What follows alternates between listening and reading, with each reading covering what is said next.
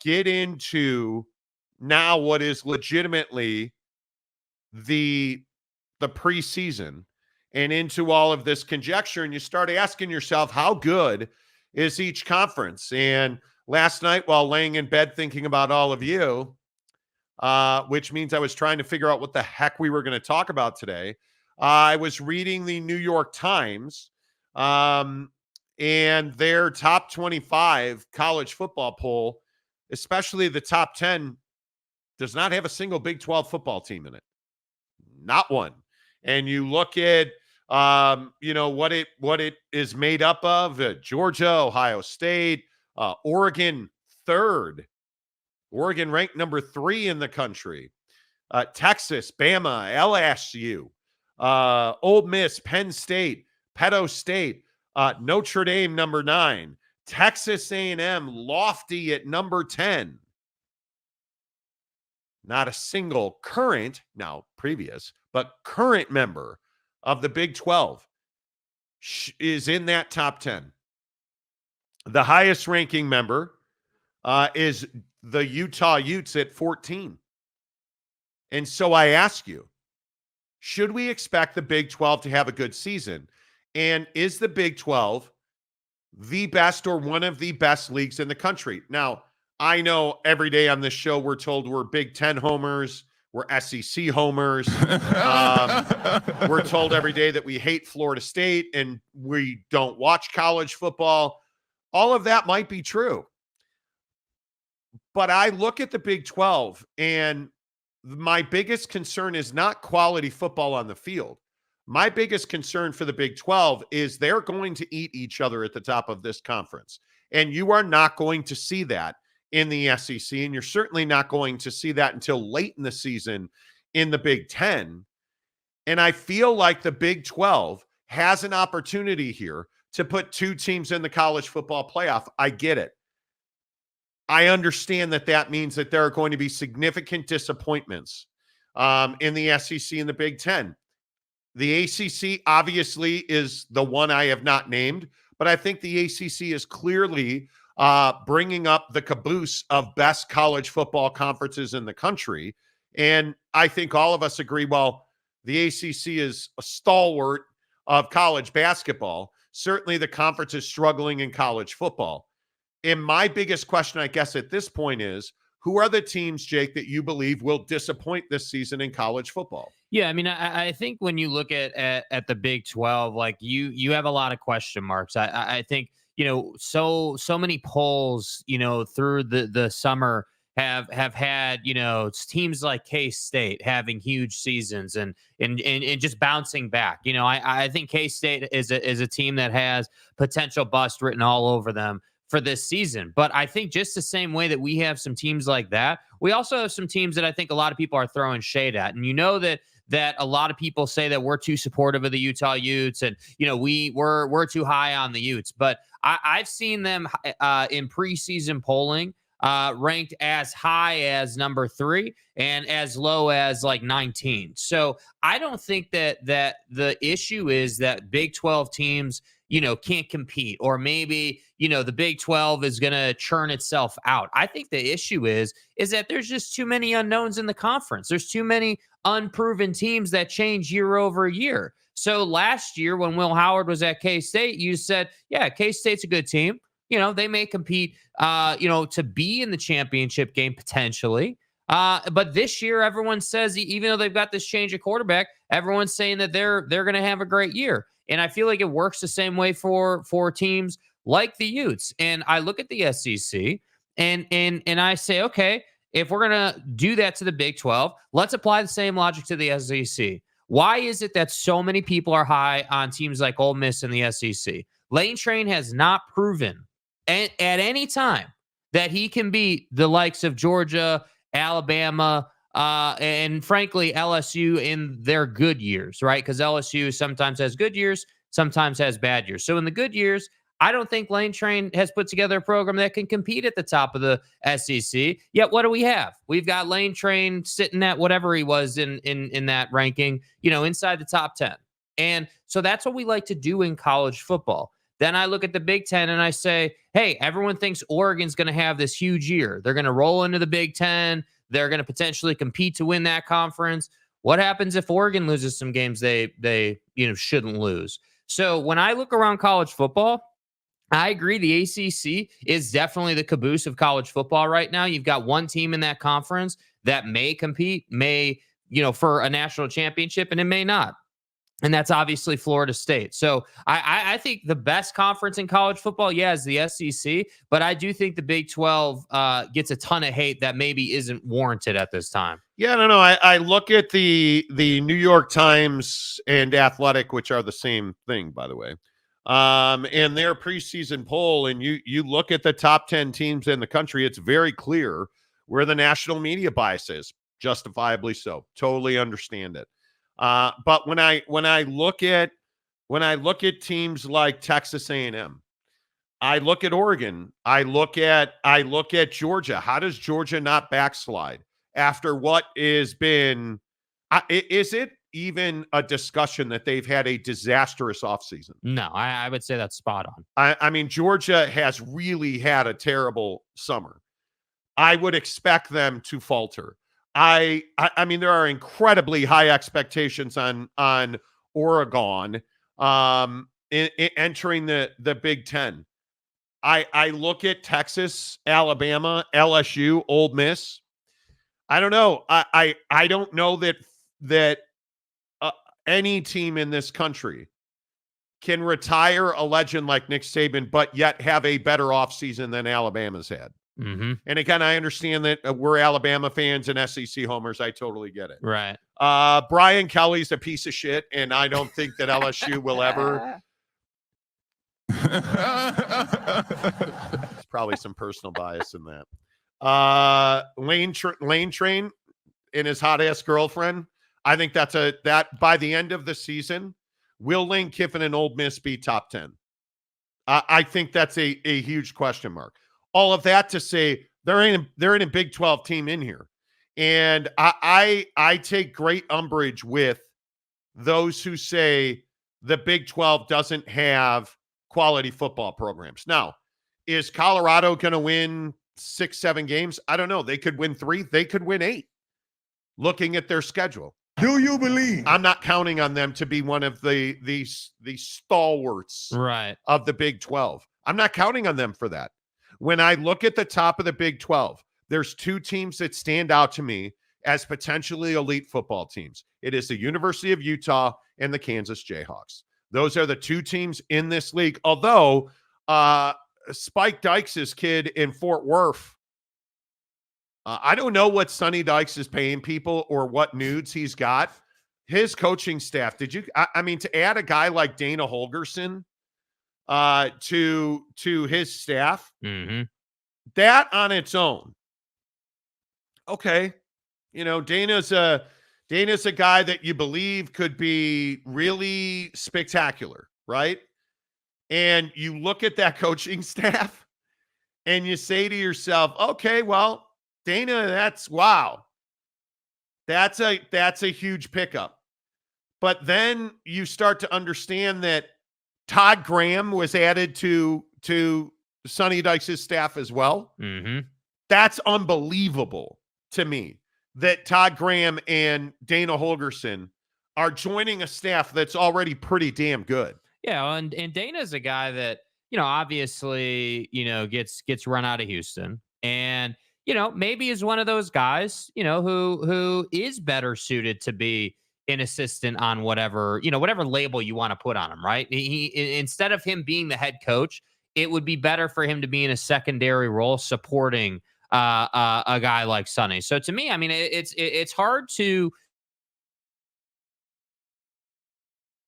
hires, but if you ask someone nationally, the infamous, soccer writer in Minnesota, or the infamous person sitting on the East Coast who never watches Big 12 football, if you ask them to put a poll together, nobody's going to bring up TCU. But the fact is, TCU is that team every year that beats people they shouldn't beat. But that's because they're not Big 12 homers like we are on this show. Right. And I think my main point in this is, I think the Big 12 is getting vastly underrated across the country. And while I don't believe that Oak State, as we've talked about on this show, is elite, I look at Kansas and I say to myself, there's no reason Kansas can't win 9 games. Now K-State, I need to see it. Yeah. I need to see it. I think that's a 7-win team in Manhattan. I think that Oak State's a 6-7-win team. I look at TCU, that should be an 8-win team. The real wild card in this conference, and I'm glad nobody is talking about Texas Tech, because you're probably tired of hearing me say it, as you know, because again, we're Big 12 homers on this show. Right. You're probably tired of hearing me say it. This is a critical year for Joey McGuire. And if Texas Tech does not win 8-9 games with that schedule, I am telling you now that Joey McGuire should be fired. Well, Texas Tech is one of those teams that the Big 12 has to have. I mean, as a conference, if you can have, like this year, if you can have Texas Tech, Utah, Okie Light, and Kansas competing to win the conference throughout the majority of the season, that's what you're looking for. If you can have Utah be in every single week, be in the top 10 of the AP, if you can get them in at like 9 or 10 every week, and then if you can get a couple of teams in that 10 to 20 range for most of the year and then trend them upward as we get to playoff time, that as a conference is what you need to happen. And I think that, a 7-win season out of Joey just is not good enough this year after what happened last year. And I don't want to hear a fucking word on this show. If they go to the Palouse and lose, I don't want to hear a word. You're dead to me, Joey. If they go to Washington State on September 7th and Texas Tech loses, you're dead to me, because I'm tired of hearing about this conference, and I'm tired of hearing about not having a blue blood. That's you, Texas Tech. That we're talking to you. Texas Tech should be better than they are. And Joey McGuire, you better go to the Palouse and you better win. And you better show up at Arizona in Tucson on October 5th undefeated. You better not have lost the game. And frankly, if you're Texas Tech, and I know I'm being harsh, but I don't think Joey McGuire's earned the level of respect and deference he's getting. Totally agree. And you look at that schedule, Abilene Christian in 32 days.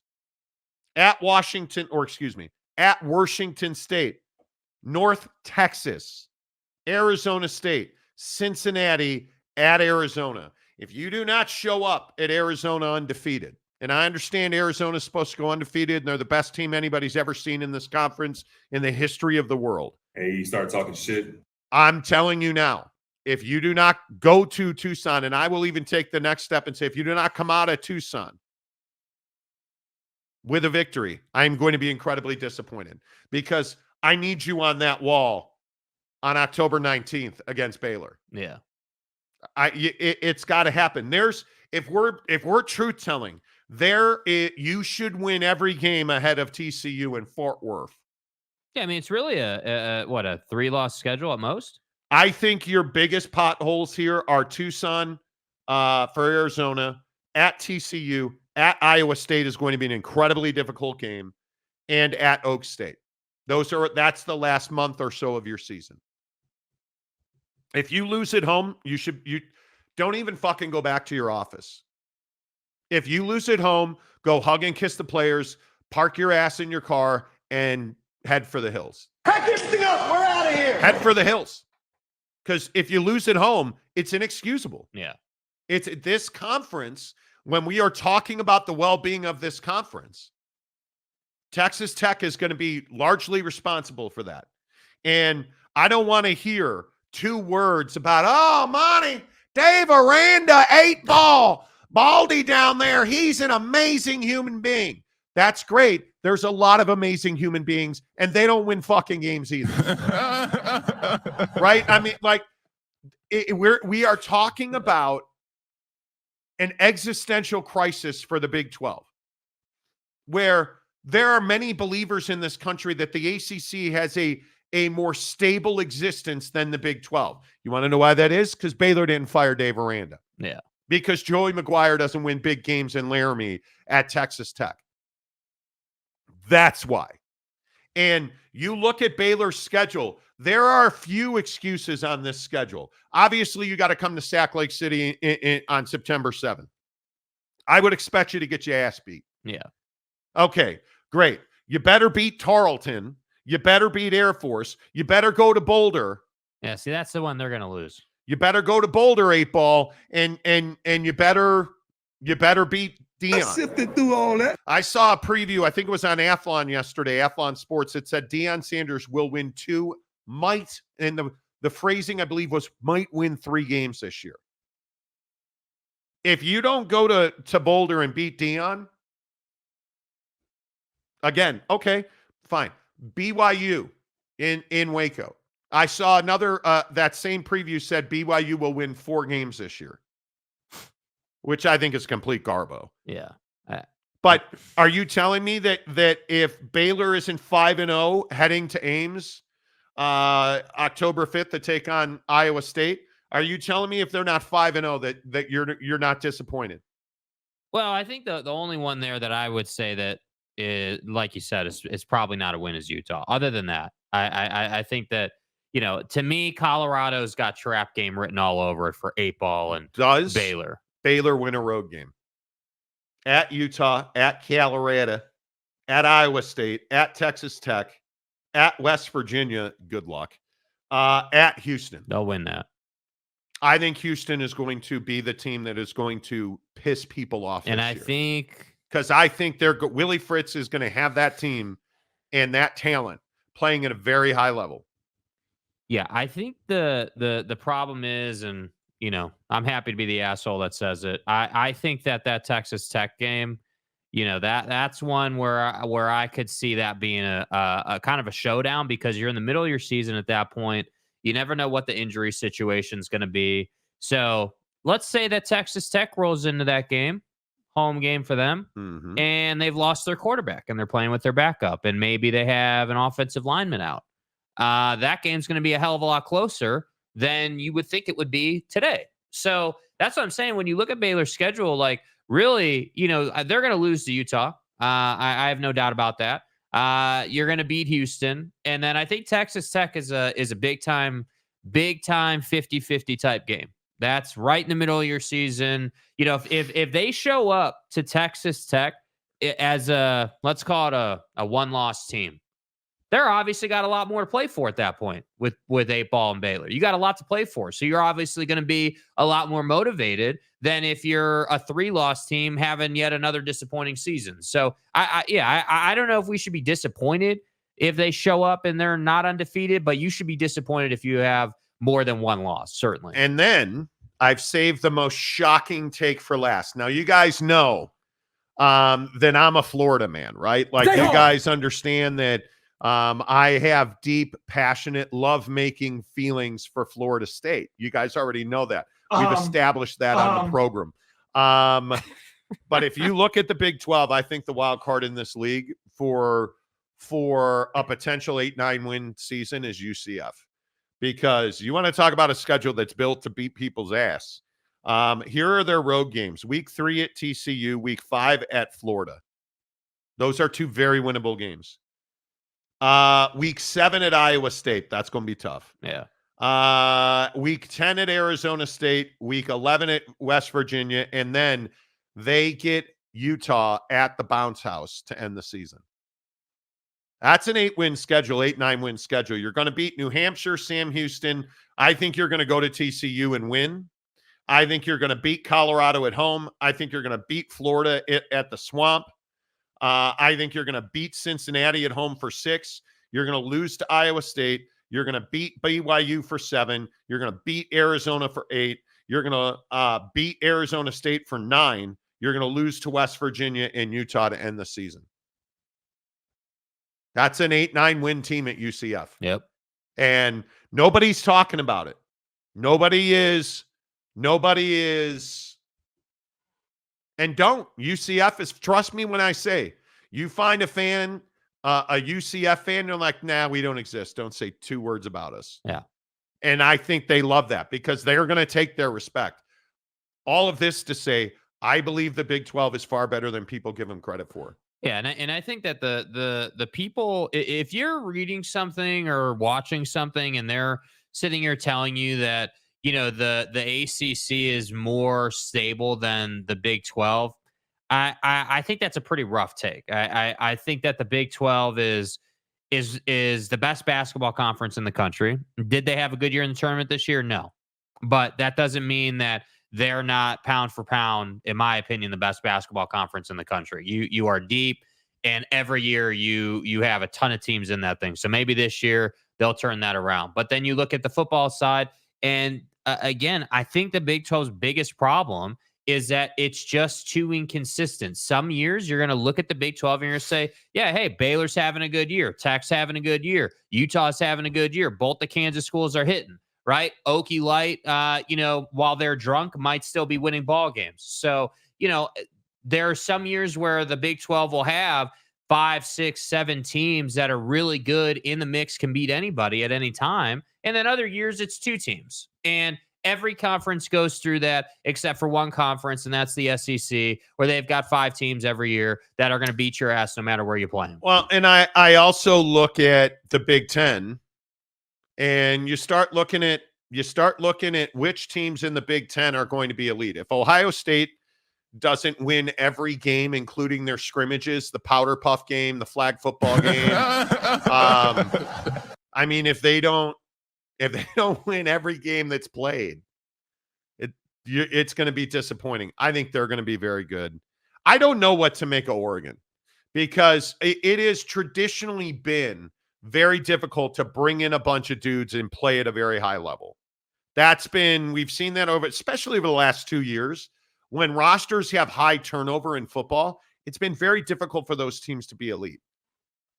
But when you have a coach the caliber of Dan Lanning, and you have the talent and the depth that they have, now, of course, you're replacing, Bo Nix, but look at who you're replacing them with, one of the top quarterback recruits in the portal, right? So I'm going to give Dan Lanning the benefit of the doubt, and I'm going to say that Ohio State and Oregon will be elite. But if you look at the bottom half of the conference, I think one of the biggest questions in the Big Ten is, how good is Nebraska?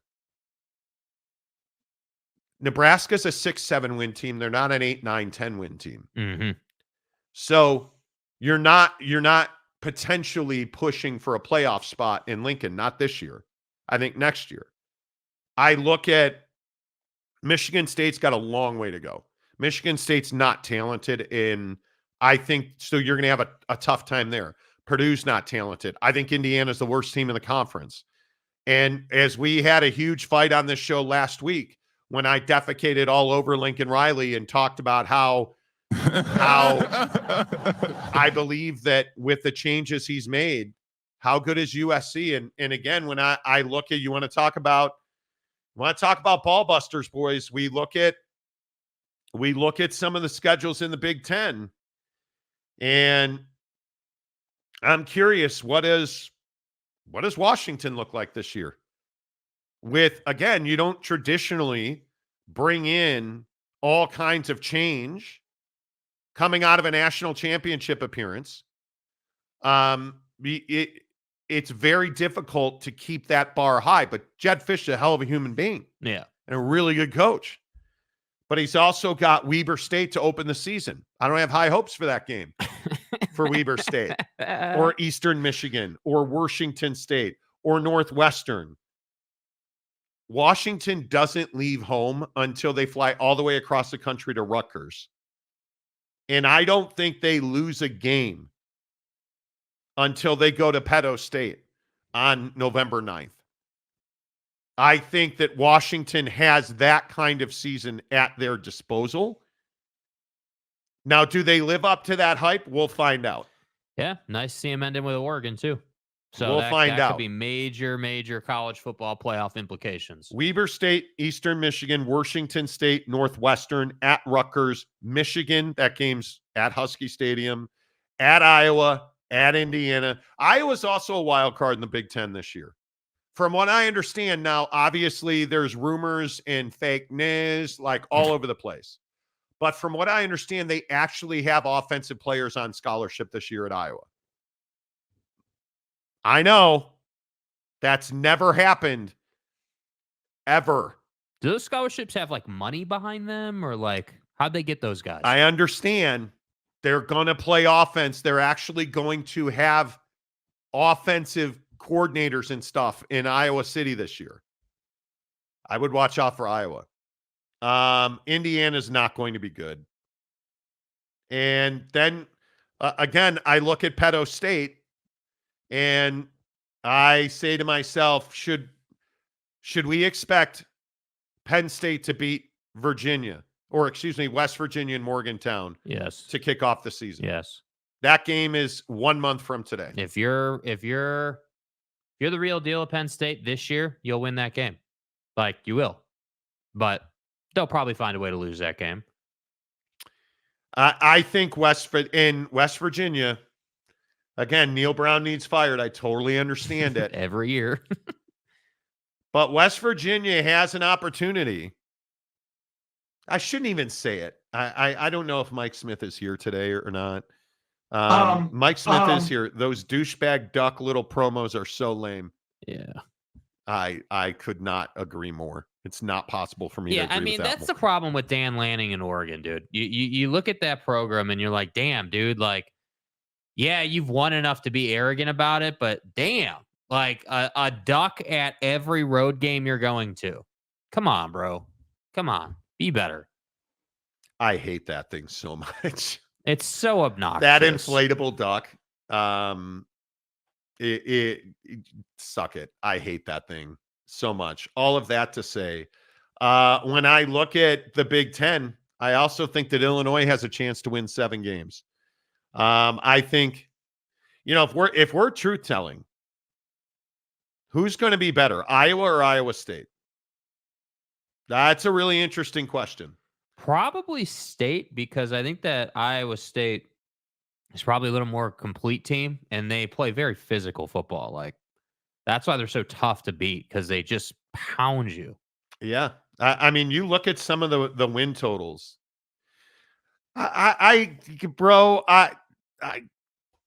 Vegas has Oregon winning 11 games. Mm-hmm.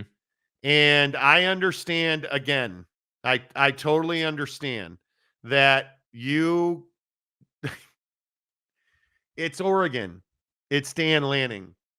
But when I look at Dylan Gabriel and Jabbar Muhammad and the guys that he brought in there, it's going to be really interesting to see how that all plays out. And we're going to find out October 12th against Ohio State. And I think that's going to be amazing. How good is Wisco?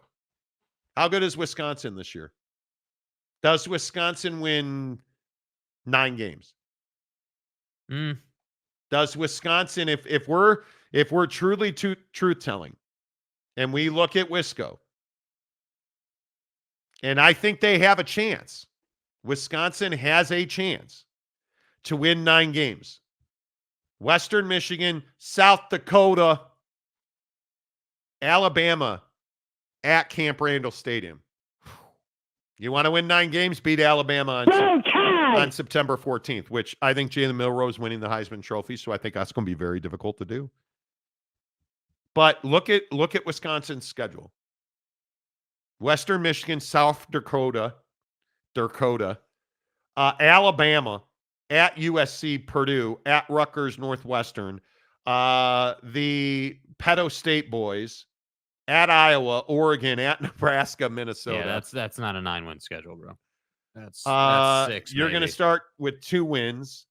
You're going to beat Purdue for 3. You're going to beat Rutgers for 4. You're going to beat Northwestern for 5. You're going to get Sandusky against Penn State.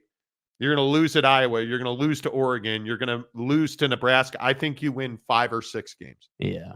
I don't see him winning 7 games. That stretch of Penn State, Iowa, Oregon, Nebraska, Petter State. That's tough. You have a stretch. The Purdue game becomes vital. That is the game where you have to win that. But then again, I just go back and I look at Illinois. And I think the schedule makers in the Big Ten sacrificed the bottom half of this conference. Listen to Illinois' schedule.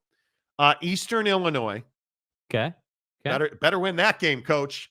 Because then it's Kansas. Central Michigan. Well, hold on. Central Michigan, we know the story there, right? Sign stealer guys on the sideline. So that's, that could be a tough game. At Nebraska. Central Michigan is going to be good. Kansas, Central Michigan. At Nebraska, at Petto State. Purdue, Michigan, at Oregon, Minnesota, Michigan State at Rutgers, at Northwestern. The middle stretch of that schedule. Dude, and you're listen, done, bro. Brett Bielema's a fat fucking whale ass. I totally get it. Hey. As somebody who grew up loving Jeff George at Illinois, just honest to God, can you imagine Brett Bielema hanging upside down and people taking practice for archery on his bag? That's what this schedule is. Because I don't know how you explain Kansas, Nebraska, Penn State, Michigan, and Oregon on their schedule pretty much in a 6-week period.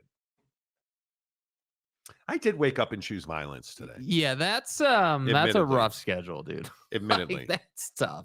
I Illinois, and then I look at Michigan, and I think Michigan's one of the biggest question marks in the conference. You have an easy schedule. You have a couple of landmines. Texas, obviously, Oregon, obviously, Ohio State to end the season, but that's every year.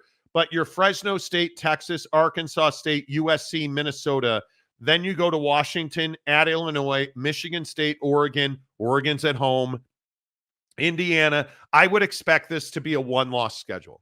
And if it's more than one loss, I would be incredibly disappointed. Okay. If Michigan takes a step back, we think they're going to take, right? All the talent turnover, obviously the coaching stuff. Yeah, they're probably half as deep as they were last year. So taking that into consideration, looking at their schedule, like Texas, there's a good chance you're going to lose to Texas, right? Oregon coming to your place, dude, that's got Dan Lanning putting another clip on ESPN about how, they're not playing for clicks, they're playing for wins at the big house. So that's one where I look at that and I say, yeah, you probably should beat Oregon at home, but will you actually beat Oregon at home? Because that's one that Dan Lanning is going to go in there and have his team like ready to go. Because what's Michigan's mantra been? Hey, we're going to kick your ass in the trenches. Yeah, but you're not going to do that against Oregon because that's what Oregon does. So that's what I'm saying. You look at their schedule and, theoretically, yeah, it should be a couple of landmines, like you said. But again, I'm a big believer that, when you're playing physical football and you get Oregon in the middle of that schedule, it would be very easy to drop that game at home. I think Donovan Edwards has to be arguably the best running back in the country for this team to win 7 games. If Donovan Edwards is not 5 yards a carry, if he's not 7 yards a carry, they're not going to win. Because if he's 7 yards a carry at Michigan, what does that tell you? Their offensive line is dominating, and they are more than serviceable throwing the football. Yeah. Donovan Edwards has to be 7 yards a carry for Michigan to consider 9-10 games. If he's the same old Donovan Edwards that's always banged up, 4 yards a carry, they're gonna win 6-7 games. It's going to be that kind of. And honest to God, you look up and down their roster, and you don't anymore have J.J. McCarthy, who was the perfect quarterback in the perfect situation at the perfect time. Yeah. You don't have that anymore. And I think that for everything that J.J. McCarthy was not, he was never spectacular. J.J. McCarthy wasn't going to be the guy that was going to kill you. Now, he wasn't going to win you games. That much I think we all understood. But J.J. McCarthy was never going to kill you. And now you look at Alex Orji, or you go up and down this roster, and you're starting to understand Michigan's offense is going to be predicated on running the football and the tight end dominating. So you're going to play a lot of reps in the middle of the field. And in this conference, I don't know that that's what carries the mail anymore, because you look at how spread out Ohio State's going to be. You look at Oregon and SC, they're going to be spread out. They're going to be machines. I don't know that you can, if you put who's one of the best running teams in the country? West Virginia. I don't know that West Virginia can compete in the Big Ten with that kind of offense. What is going to be, and I don't think we'll know this, but what is the offensive identity of the Michigan Wolverines going to be? I think it'll be more of the same. I think it's exactly what you're talking about. I think, Sharon is going to get that team to be right in, lockstep with what Jim had going, which is not the cheating stuff, but just the identity that Jim had kind of set forth, and what we're seeing with the Chargers, right? A ground and pound physical team that prides himself on running the football. That's what they're going to try to do. The problem is that, Jim has shown the ability to do that wherever he's been. We know that, right? Like the 49ers, Michigan, obviously. Like there's been plenty of stops. Jim's shown he can do that, but I don't think that we know what Sharon is yet. The guy won one ball game. And let's not kid ourselves. When we're talking about Michigan football, Wink Martindale might be the most important figure in Michigan football this year, because you look at the defense, you've pretty much lost everybody. And I agree, Josiah Stewart's one of the best incoming guys in the conference. Really, he could be one of the most impactful defensive players in the conference. And I'm somebody that believes passionately in Wink Martindale as a football coach. But you don't come in as a first-year coordinator with a bunch of new dudes and defend the way they defended last year. Fuck, I don't know that anybody will ever defend the way Michigan defended last year. They were elite. They were really good. I think this could be a 7-win season. And I think with all the drama, with all of the nuanceical stuff that we're seeing, I think there's a real chance that Michigan does take that. And I don't even think you would be upset with Sharon Moore if they won 7 games. No, not at all. Nope. Because I think it's really difficult to estimate the impact that kind of turnover has. And nobody's replacing Jim Harbaugh. Yeah. That's going to be difficult. Anyway, how many games do you guys think Michigan wins? Who's the best team in the Big Ten? Ohio State. How do you say anybody but Ohio State? Yeah. So does Ohio State live up to it and win 12 games? I don't know. The Michigan game's always a toss-up, right? But I believe that game's at the Shoe this year. It is at the Shoe this year. So I think you would give that to Ohio State, especially with what's in flux and what we just talked about with Michigan. But here is Ohio State's schedule. And nobody is going to mistake this for the best schedule in the country, which is why I think 12 games is the bar minimum, with a month to go before kickoff.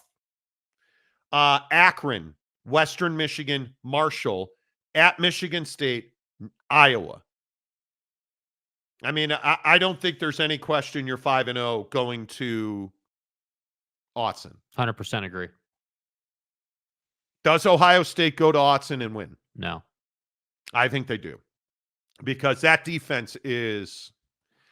I don't know that we have seen a Big Ten defense with this much paper talent. Do you? I could be wrong. I don't think the reason I don't think they beat Oregon at Autzen is because I don't think that Ryan Day has quite figured out how to get his team to embrace physicality at the level they need to. I think they're incredibly talented. I think that they're going to beat the hell out of pretty much everybody. And the only way that you're going to get to is by beating their ass in the first quarter and sending a message. Mm-hmm. And you may be losing after the first quarter of that ball game if you're Oregon, but you're not. You're going to be sending that message like, hey, we're going to hit you hard. We're going to make you pay a price. And that's where I've seen, like, whether it was, and again, Michigan was historically good last year. Give them all the credit in the world. They were. But the reason Ohio State lost that game early was because of how physical the run game was for Michigan. Oregon 11, I'm taking the under on that, Bemis says. Well, that's a really interesting take. Yeah. because I think you're in the majority. You're in the majority. And I think Ohio State's going to go to Autzen and win. This is Ryan Day's farewell tour if they don't. Well, And that's a good point. I think, and another good question here from James Littles. Does a 3-loss team from the Big Ten make the playoff? Ask me who the 3-loss team is. Yeah, that's going to be really dependent. Is Michigan a 3-loss team? Well, what are those 3 losses? Because Michigan is a 3-loss team, does not get in. Does Ohio State get in as a 3-loss team? Absolutely not. Because that means that you probably lost to Oregon, Penn State, and Michigan. Because those are the only 3 losable games on this schedule. I think they're gonna beat the hell out of Nebraska. You look again, Akron, Western Michigan, Marshall, Michigan State, and Iowa. I don't know that any of those 5 games are within 2 touchdowns. Right.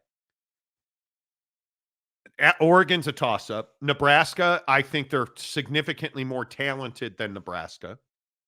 At Penn State, that's another game. What time is that game going to be Well, played? I was just gonna say if that's a night game, whiteout, that's a really tough game. But I feel like Happy Ending Valley at night in a whiteout. Yeah, like that's really tough. But I feel like looking at this schedule, the way this schedule sets up, if they can beat Oregon at Oregon, you're cooking up an undefeated schedule right there. And if they beat Oregon and go into a bye week, Matt Rule might not survive the trip.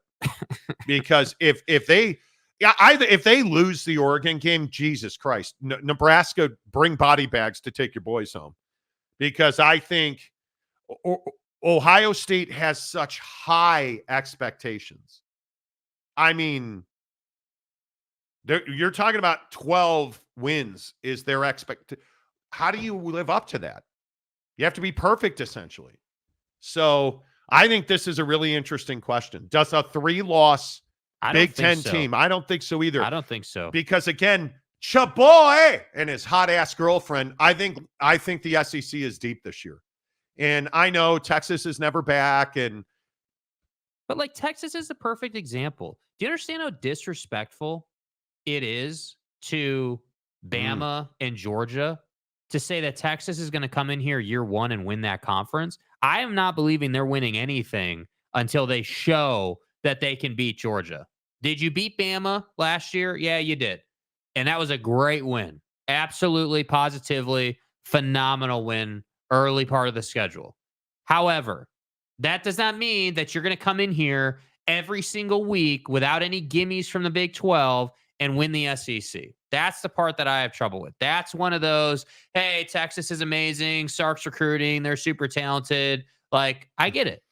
But you're talking about coming into the best conference in the country and winning the whole conference. I just don't. I'll believe it when I see it. But I do think that Texas will be in the mix, obviously, the whole season. I have questions about whether you're going to go on the road and beat the best of the best. That's the hard part. I don't have any question about Texas. I think that's one of the best coaching staffs in the country. I think when I look at Texas, I look at their inability to play slowly. And I look how deep they are. I look at Quinn Ewers, again, another guy in the SEC that's a Heisman candidate. Now, I also think, what does Vegas have? Vegas has him at 10, right? And it's interesting when we look at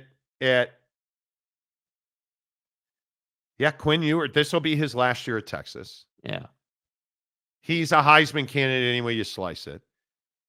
But what I'm contemplating in my head is, what's it going to take for Texas fans to start bitching about Arch Manning?